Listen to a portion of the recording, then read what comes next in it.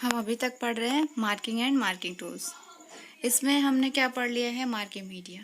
Marking media मतलब क्या होता है, किसी भी जॉब पे जो हम कोई लेयर लगाते हैं सतह से, उस पर कोटिंग की करते हैं, वही हमारी मार्किंग मीडिया है। वो भी कई तरीके से होती है।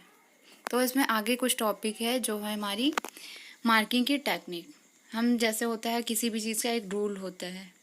हमारा रूल क्या होता है, वर्कशॉप में हमें जाने से पहले कुछ सावधानियां पढ़नी होती है। ऐसे इसमें क्या, जॉब में हम मार्किंग उसमें लैपिंग तो कर लेते हैं, मीडिया उसकी लगा देते हैं, लेकिन उसमें मार्किंग हम कैसे करके उसकी विधियां भी हमें जाननी होगी।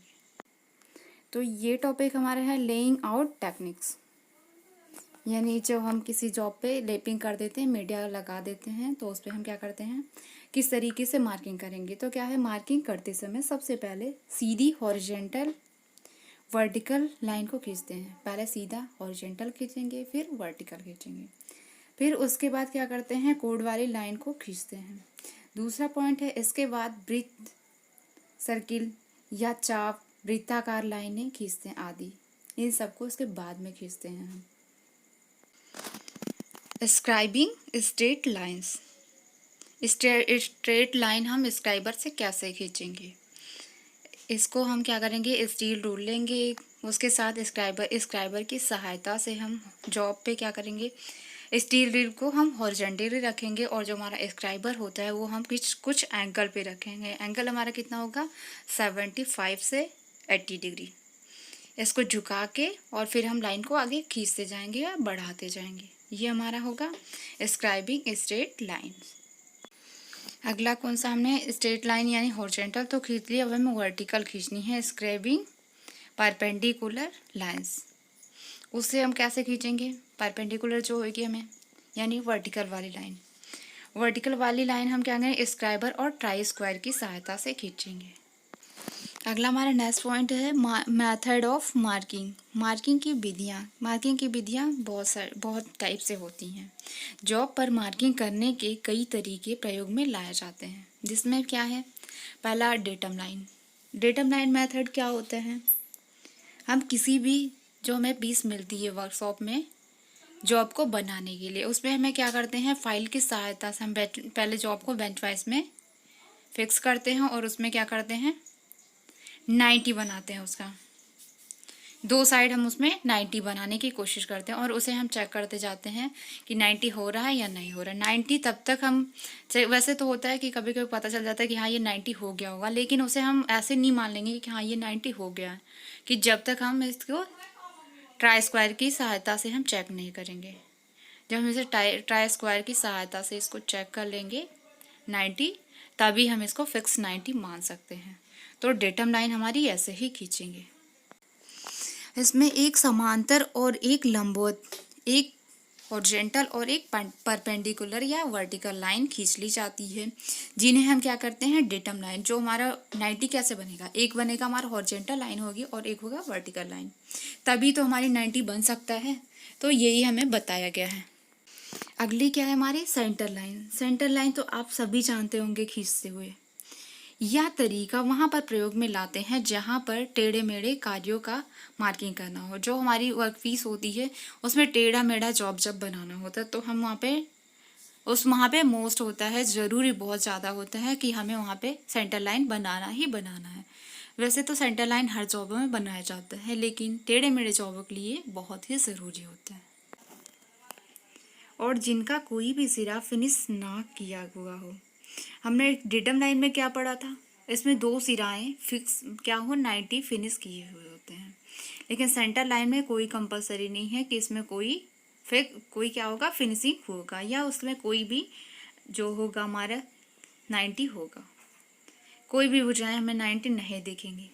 चारों में चारों ही हमारे क्या होंगे, ऐसे सिंपल ही रहेंगे। इसमें हम कुछ इमेजिन करके हम सेंटर लाइन को जैसे बाकी कॉपी वगैरह में खींचते हैं, उसी तरीके से इसमें भी हम स्क्राइबर और स्टील रूल की सहायता से हम इसमें भी खींच लेंगे। अगली हमारी है टर्न ओवर विधि से समांतर लाइनों की मार्किंग करना।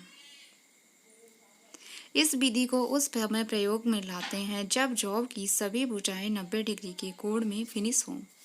इस विधि में जॉब की संलग्न भुजा या जो दोनों बराबर भुजाएं समांतर लाइनें खींचने के लिए जॉब की संलग्न भुजा को झुकाकर मार्किंग ऑफ टेबल पर एंगल प्लेट के सहारे रखा जा। हमारा क्या है, टर्न ओवर विधि से समांतर लाइनें कैसे खींचेंगे। इसमें क्या है, पहले तो बहुत ज़रूरी है कि इसमें चारों जो इसकी भुजाएं हैं, चारों कॉर्नर्स हैं, इसे पूरी तरीके से 90 डिग्री में फिनिश होना चाहिए। इसके बाद हम क्या करेंगे, जो हमारा सरफेस प्लेट होता है इस पर क्या करेंगे, हम सरफेस प्लेट इसमें सब हमें 90 करने के बाद हम क्या करेंगे, हम सरफेस उस पर रख के, और कैसे रखेंगे, इसे हॉरिजेंटली रखेंगे, वर्टिकली नहीं रखेंगे। जॉब को हम हॉरिजेंटली रखेंगे और एंगल प्लेट जॉब को थोड़ा हम क्या करें, किसी एंगल पे रखेंगे और उसके साथ हम एंगल प्लेट सपोर्ट में देंगे। सपोर्ट में देने के बाद क्या करेंगे हम, उसके बाद हमारे पास क्या होगा, वर्नियर हाइट गेज। उसकी सहायता से हम क्या करेंगे, उसकी सहायता से हम उसमें पैरेलल लाइन खींच सकते हैं। इस प्रकार जॉब की सभी भुजाएं 90 डिग्री के कोण में फिनिशिंग करने के बाद प्रत्येक भुजा को मार्किंग ऑफ टेबल पर रखकर उसकी समांतर रेखाएं खींची जा सकती हैं, जो कि हम बता चुके हैं। अगला हम कैसे marking of sector bye angular distribution method, कोण विभाजन विधि द्वारा वृत्तखंड की मार्किंग करना। इसमें क्या करना है, हमें कोई भी जॉब होगा, ठीक है, जब सेक्टर का कोड दिया हुआ हो, उसमें क्या होगा, एक सेक्टर मतलब जैसे कोई भी होता है कि एक एंगल हमें दिया हुआ होता है, तो हम क्या करेंगे, एक 360 डिग्री का एक क्या बनेंगे, सर्किल, उसमें वृत्त बनाएंगे। वृत्त को क्या करेंगे, हम 360 से क्या करेंगे, 45 डिग्री डिवाइड कर देंगे। 45 से जब डिवाइड करेंगे तो हमारा 8 आएगा, मतलब कि सर्किल को हम 8 बराबर भागों में बांट देंगे। इसका मेन विभाजन यही होता है। अगला पॉइंट हमारा है टेम्पलेट द्वारा मार्किंग करना, मार्किंग बाय टेम्पलेट्स।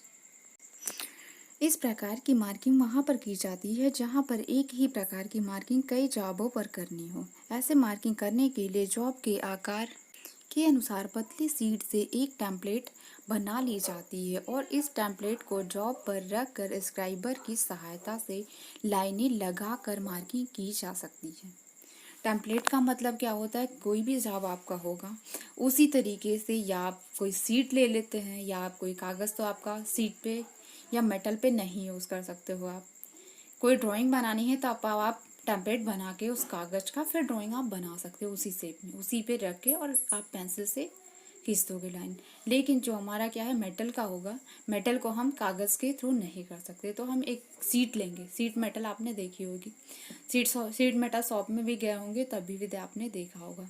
नहीं देखा तो जब सीट होती है घरों में भी, आप लोग के छत वगैरह नहीं होते तो वहाँ पे सीट बिछा देते हैं, वही सीट हम लेंगे और उसको, और बक्सा भी बनाया जाता है उसी सीट का, तो उसी सीट को लेंगे और हमारा कोई भी जॉब हो उसी के शेप का हम उसी पे रख के उसी के शेप में उसे कट कर देंगे स्नैप से। उसे कट करने के बाद हमारा वही टेम्पलेट हो जाएगा। उसी टेम्पलेट को हम अगला फिर उसी शेप में कहीं मेटल का यूज़ कर सकते हैं कटिंग करके, या तो उससे मार्किंग हम कर लेंगे बहुत आराम से। अब क्या है, गोल marking of centre on round rod end, गोल छड़ के सिरे का केंद्र निकालना। इसे हम कैसे निकालेंगे, कोई भी गोल यानी सर्किल होगी उसका हम सेंटर कैसे निकालेंगे। हमारे पहले विधि है by jenny calipers. Jenny calipers ये क्या होता है, ये जैसे हमारा कैलिपर, हमने वर्नियर कैलिपर पढ़ा था, हमने कैलिपर पढ़ा था, और लेग, इन लेग, ये सब हमारे जो कैलिपर थे, उसी तरीके से हमारे एक जेनी कैलिपर है। इस विधि में जेनी कैलिपर को गोल जॉब की त्रिज्या से थोड़ा सा कम या आधी खोलकर भिन्न भिन्न 4 स्थानों के चाप लगाई जा सकती हैं और इनके विपरीत कोनों को मिलाकर सेंटर निकाला जा सकता है।